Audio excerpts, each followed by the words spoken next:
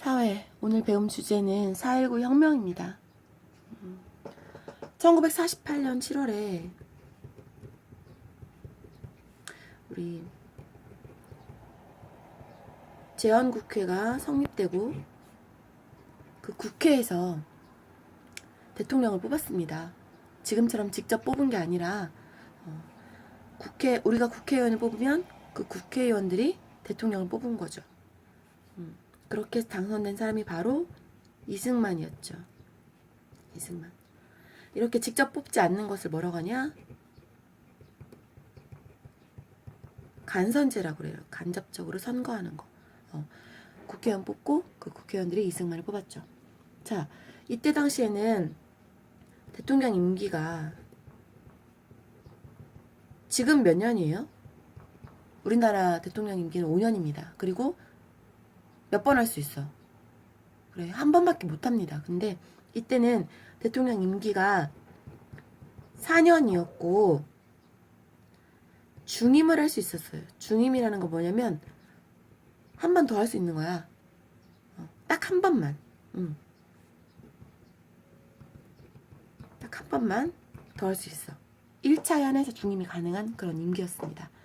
자, 그런데 이승만이 이제 대통령이 되고 나서 이승만이 국민들로부터도 국회의원들로부터도 많은 이렇게 지지를 못 받았어요.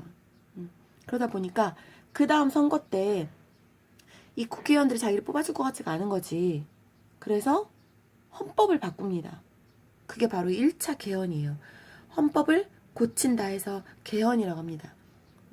헌법은 함부로 고치는 게 아니죠. 그리고 국회의원 전체 인원수의 3분의 2 이상 찬성해야 되고 이런 규정이 있습니다. 근데 이때가 언제냐면 1952년 7월 7일인데요. 1차 개헌이 일어났어. 다른 말로 조금 어렵긴 한데 그냥 써놓기만 할게요. 여러분들 외울 필요는 없고요. 발췌 개헌이라고 해요. 이제 이름을 붙인 거지. 근데 이거는 뭘 위한 거냐? 이승만이 한 번 더 당선되기 위한, 이승만 재선을 위해서. 이제까지 국회의원이 보면 간선제였잖아요. 그래봤자 뭐 한 번밖에 없었지만 간선제에서 국민이 직접 뽑는 직선제로 바꾸자 이렇게 개헌을 한 거야. 왜? 국회의원들이 뽑아줄 것 같지가 않으니까. 국민들을 어떻게 국민들한테 직접 투표권을 주는 거죠. 국민들은 뭐 지지해서 그런 게 아니라 뭔가 다른 속셈이 있었던 거죠. 자, 근데 이거를 국회에서 찬성을 했냐? 안 했어. 그래가지고 이승만은 폭력 조직을 동원하고 또 뭔가 마음에 안 드는 국회의원들 있잖아. 반대하는 국회의원들은 연금시키고 가두는 거지. 이렇게 해서 결국 강제로 그 법이 통과됐어요. 통과됐습니다. 자, 그렇게 해서 이승만은 결국 대통령에 또 당선이 되었죠. 그래가지고 52년부터 56년까지 여기다 적어볼까요? 이승만은 맨 처음에 그 48년 7월부터 1대 대통령으로 당선돼서 활동을 했고, 그 다음 52년 개헌을 통해서 52년부터 56년까지 2대 대통령을 또 했죠. 두 번째.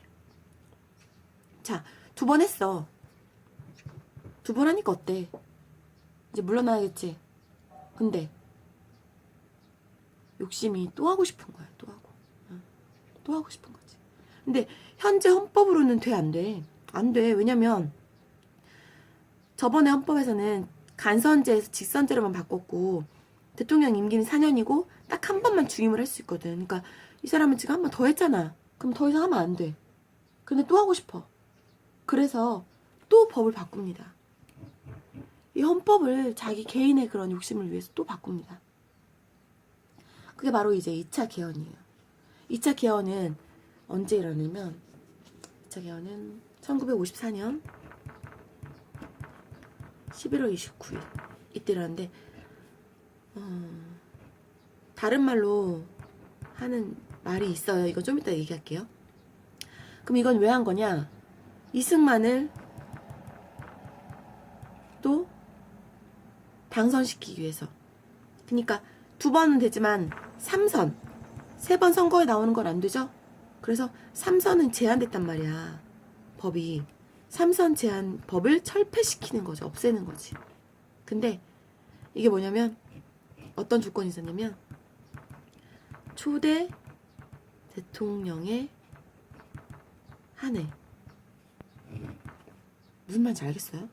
그러니까 맨 처음 대통령이 된 사람만 3선 2번만 다 하고 그 다음은 못하는 거를 제한을 뒀는데 그 법을 철폐시킨 거야. 그러니까 앞으로 나온 대통령은 이렇게 할 수 있어 없어? 없어요. 초대 대통령은 자기잖아. 자기 혼자만 이렇게 하겠다 이거야. 이렇게 해서 법을 바꿉니다. 말이 안 되죠. 사람들이 이 법에 다 찬성했을까요? 당연히 안 하지. 그래가지고 국회의원 이때 전체 수가 203명이었어. 근데 이제 회의에 참석한 이 법을 통과시키기 위한 회의에 참석한 수가 202명이었어요. 한 명이 빠졌는데, 근데 이 203명 중에서 3분의 2가 찬성해야 된단 말이야. 응? 3분의 2가 찬성을 해야 돼. 그런데 3분의 2가 찬성하면 몇 명이어야 되냐면 136명이 찬성을 해야 돼. 136명.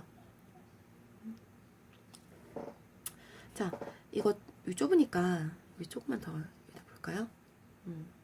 2차 개헌 136명이 찬성해야 돼요. 왜? 203명의 3분의 2가 몇 명이냐면 135.331이래요. 그러면 135점 사람을 3분의 1 이렇게 나눌 수 있어요? 안 되잖아. 그러니까 한 명을 당연히 올려서 136명이 찬성을 해야 되는 거죠. 그쵸? 136명이 찬성을 해야 되는 거야. 그런데 몇 명이 찬성을 했냐? 135명이 찬성을 한 거죠. 회의에서 135명, 반대가 60명, 기권이 7명 이랬어요. 근데 한 명이 부족하잖아. 한 명이 부족해. 어떻게 그러면? 그래가지고 이승만 정부가 어느 이제 사람한테 수학학자였어. 수학학자. 그 사람한테 이제 물어본 거지. 이거 어떻게 할 거냐, 이 숫자를. 그래서 이 사람이 뭐라고 했냐면 수학에서는 우리 반올림 하는 거 있잖아. 만약에 예를 들어서 3.14 배웠지만 3.141 이렇게 쭉 나가면 밑에가 1이면 버리죠. 4까지는 버리지. 그리고 5면 반올림해서 올려주죠. 이렇게. 그 얘기를 한 거야.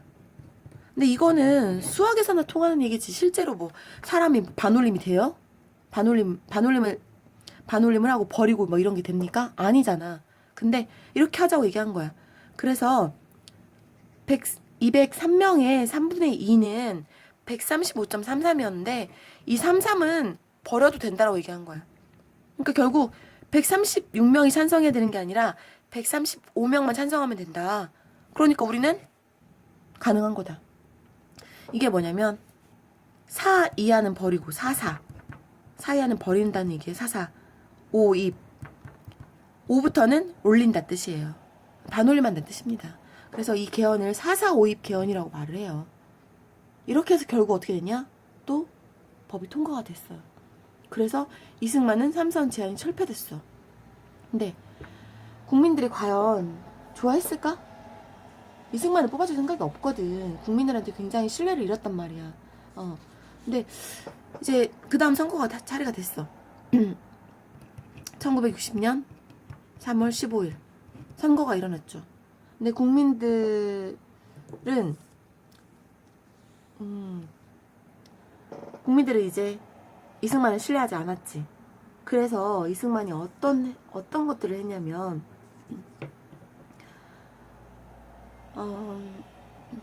이승만 이때 선거에 대해 좀만 더 얘기할게요. 이때 이제 정부 대통령, 정부통령, 정통령은 이제 대통령을 말하는 거고 부통령까지 함께 뽑았습니다. 어떻게 되냐면 이승만이 있는 자유당에서는 이승만과 대통령의 이승만 그리고 부통령의 이기붕이라는 사람을 이제 내세웠어. 그리고 이쪽 상대 당에서는 민주당에서는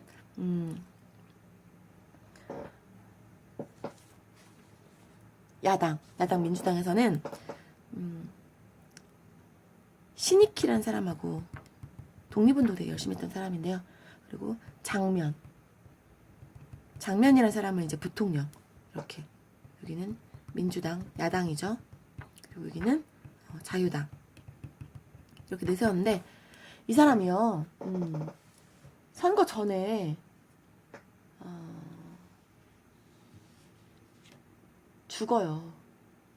갑자기 차 안에서. 그래서 죽게 되니까 어때? 대통령은 이승만 되겠죠. 그러니까 별로 문제가 없었어. 어차피 신익희가 죽었기 때문에 문제가 없었어요. 그런데 문제는 뭐냐면 이기붕하고 장면이야. 이때 장면이 돼가지고 장면이 이승만하고 같이 일을 했단 말이야. 그러면 이승만이 좋았을까? 자기 반대쪽인데 뭔가 불편했겠지. 그래서 어떻게든 이기붕을 당선을 시키고 싶었던 거죠. 그리고 이때 당시 이승만이 나이가 85인가? 나이도 진짜 많았어요. 85. 근데 자기가 죽고 나면 그럼 부통령이 이제 일을 대행을 할 수 있잖아. 근데 장면이 하면 이제 안 되잖아. 그러니까 부정선거를 저지르기 시작한 거죠. 이때 부정선거는 진짜 말도 안 돼요. 3인, 5인조 투표를 시켰어.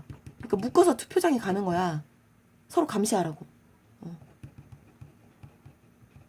말이 됩니까? 그리고 투표장에 못 오는 사람들 있잖아. 투표장에 오지 못하는 사람들의 투표용지는 투표를 대신했어. 그래서 막 투표함에 막 넣어. 그리고 또 이동하면서 투표함도 바꿔치기 해. 바꿔치기 하고 또 폭력 조직 활용했겠죠. 활용해서 옆에서 겁주고 감시하고 협박하고 이렇게 해서 부정선거를 치릅니다. 진짜 말도 안 되는 그런 선거인데요. 자, 이렇게 해가지고 결국은 거의 100%에 가까운 결과가 나왔어요. 100%에 가까운 결과가 나왔어요. 말이 안 돼서 자기들도 생각할 때 말이 안 돼가지고 그때 100% 말이 안 되니까 100% 완전히 100%는 아니지만 100%에 가깝게 나온 거예요. 그래서 나중에 79% 정도로 조정을 했다고 합니다. 오죽하면.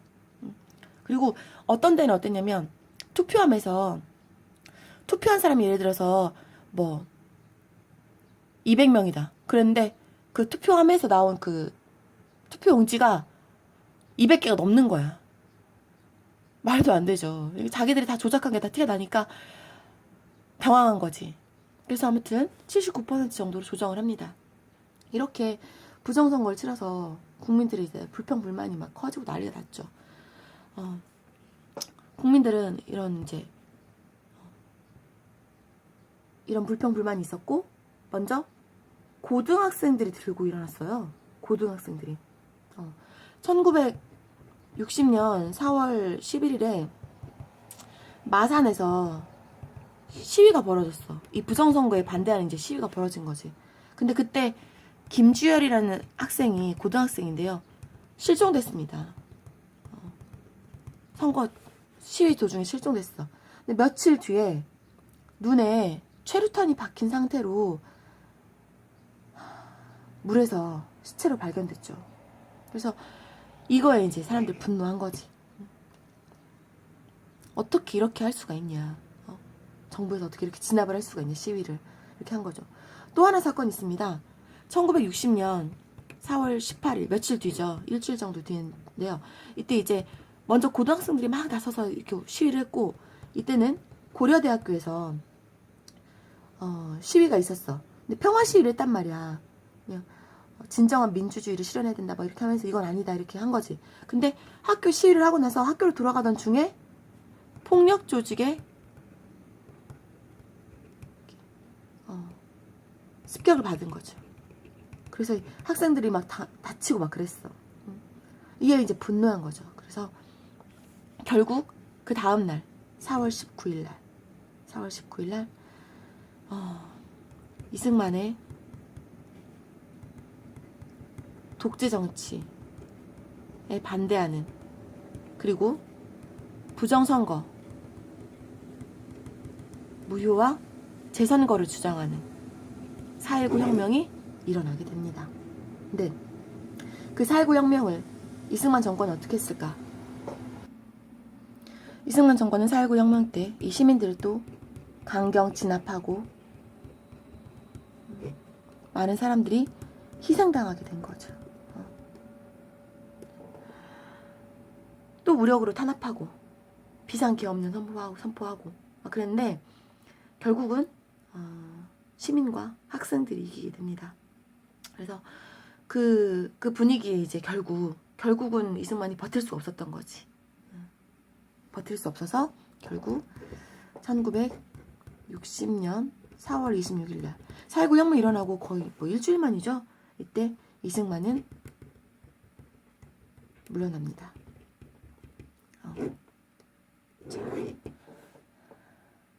그럼 결과 한번 정리 한번 해볼게요. 4.19 혁명 결과 이승만이 물러나요. 그리고 우리 지금 제도가 좀 바뀝니다. 이제까지 대통령제였는데 대통령제에서 의원 내각제로 바뀌어요. 이거 뭐냐면 대통령이 이제 국민이 국회의원도 뽑고 대통령도 뽑고 그런 거죠. 근데 이거는 뭐냐면 국민이 국회의원 뽑아. 그럼 국회의원에서 그 다수당 정당 대표가 총리가 되는 거예요. 총리. 그래서 나라를 이끌어가는 거죠. 이때 이제 누가 정권을 잡았겠어. 자유당은 물러났잖아. 그러니까 의원 내각제를 통해서 민주당이 정권을 잡습니다. 그리고 그 대표인 장면이 그래서 대통령으로는 윤보선이라는 사람이, 하지만 이 사람은 이제 거의 그냥 말뿐인 대통령이에요. 실제로는 총리가 다 하는 거죠. 총리는 장면이라 이름이에요. 장면이라는 사람이 총리에 선출이 되죠. 이렇게 해서 대통령제가 의원 내각제로 이렇게 바뀌었다는 거. 이렇게 4.19 혁명이 끝납니다. 그럼 마지막으로 우리 4.19 혁명의 의의만 한번 알아볼까요? 이건 결국 뭐냐면 학생과 시민들이 스스로의 힘으로 맞선 거죠. 뭐에 맞섰어? 독재 정권에 맞섰죠. 무엇을 지켜내려고? 그래, 민주주의를 위해서 독재에 맞선 거죠. 내용이 쉽진 않은데 선생님이 아주 간단하게 설명하려다가 여러분에게 그래도 4.19 혁명 중요한 얘기고 이 내용에 대해서 알아야 될 것 같아서 좀 자세하게 얘기했어요. 영상이 좀 길어졌지만 여러분 좀 이해해 주고요. 4.19 혁명이 무엇인가? 이 혁명을 통해서 학생과 시민은 무엇을 지키려고 했나? 생각해 봤으면 좋겠습니다. 그리고 오늘 영상 보고 질문 쓰고, 알겠죠? 자, 그럼 수업 시간에 만납시다.